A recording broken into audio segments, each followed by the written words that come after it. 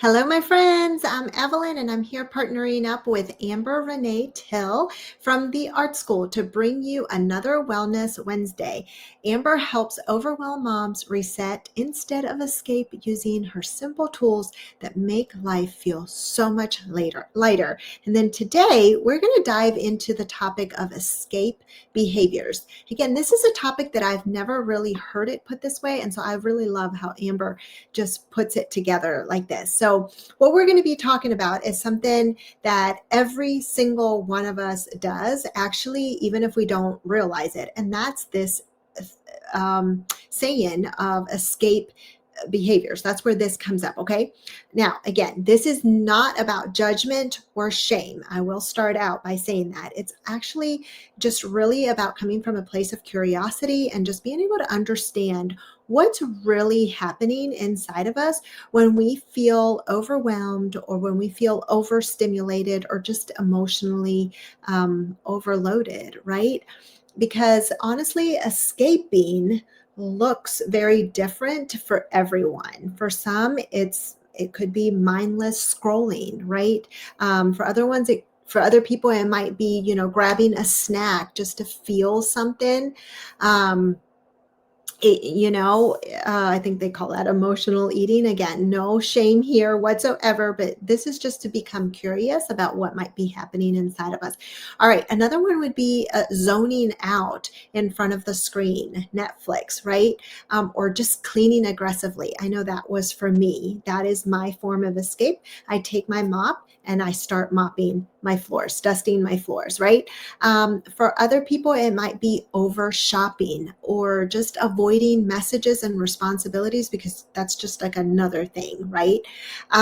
Okay, so it's not that these things are bad in of themselves, right? It's honestly that we just use them to disconnect when life feels heavy.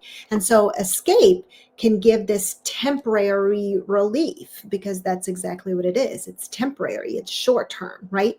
But it actually doesn't restore us. And so that's where this escape thing comes in. All right, so we can escape because our system feels overloaded, our mind, our emotions, our nervous system, they're all just asking for a pause. But escape is a signal, not a sign of failure. And that's where Amber, really, really talks about this and emphasizes this, because what she wants you to hear is that escape is a signal.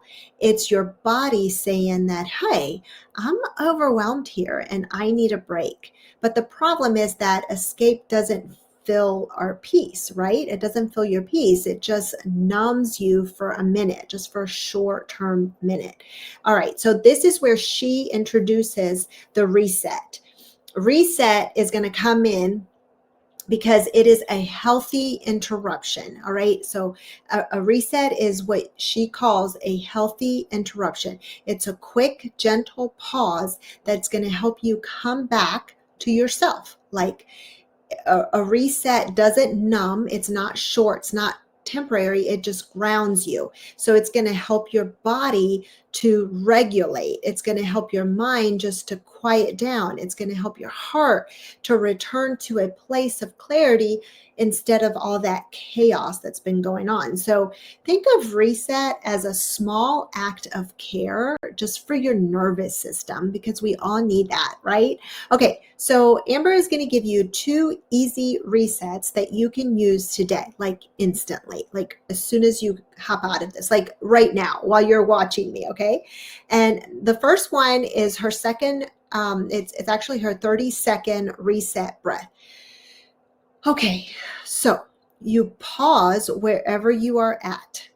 Maybe it's just after having loaded everybody into the car, rushing out, trying to meet a deadline to get to a doctor's appointment, but you've got to get everybody out the door, drop off whatever at school, and you're finally in the car and you're on the way to doing that, and then you can finally get to the doctor's appointment, but your heart is just racing.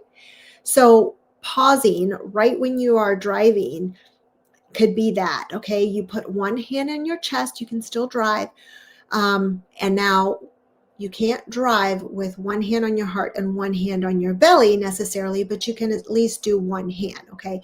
But the idea behind this is that you put one hand on your heart and you put one hand on your belly. And then you're going to take 3 slow breaths. And what you do is you're going to hold it for 4. And you want to release it for 4. So you're breathing in through your nose and you're breathing out through your mouth, right? You're going to feel like your shoulders are just dropping and your heart rate just becomes slower. Your mind just begins to soften. So that's our first thing, okay? So one hand in your belly, one hand in your heart.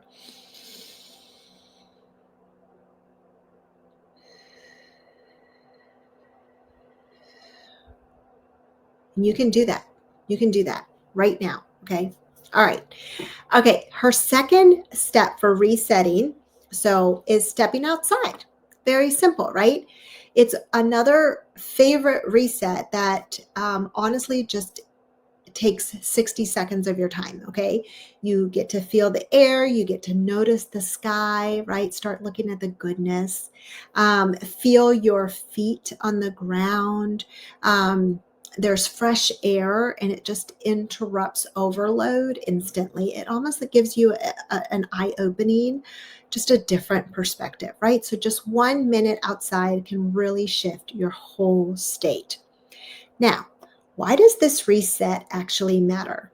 When you choose a reset instead of escaping, what you're doing is you're teaching your body that, hey, I can feel overwhelmed, but I can respond with care. And so that's huge, right? It also teaches your body that, hey, I can pause without abandoning myself. And it also teaches your body that, hey, I can reset instead of like completely shutting down, right? Because that's honestly what we tend to do when we start scrolling or watching Netflix or, right, again, they're not bad alone, but it's what you're doing in response to it, right? Okay. Or how you're responding in a place of just chaos, okay, in a time of chaos. So what this is going to do is it's going to build emotional strength and resilience and clarity. And that is what lasts. That will not be short term. That will last and go with you forever, right? Okay, so if you are thinking, man, this sounds great, but my escape habits feel a little bit automatic, like I can't stop myself, right? You're not alone. That's okay. These are habits, and they're usually rooted in deeper patterns, but patterns that you can break. So that's exactly why Amber actually created her free stop self-sabotage video. It's to help you understand what's underneath the escape behaviors and how to replace them with resets that actually help you. Isn't that awesome? So if you want to stop escape habits right now before they take over, Amber's free stop self-sabotage video is going to walk you through these simple reset strategies. You'll love it. The link is actually below the video. All right. Again, thank you so much for spending this Wellness Wednesday with Amber. If today's topic encouraged you, just make sure to check out the free resource linked below from Amber and the ART Skool. Her tools truly make the next step feel so much easier. I'll see you next Wednesday.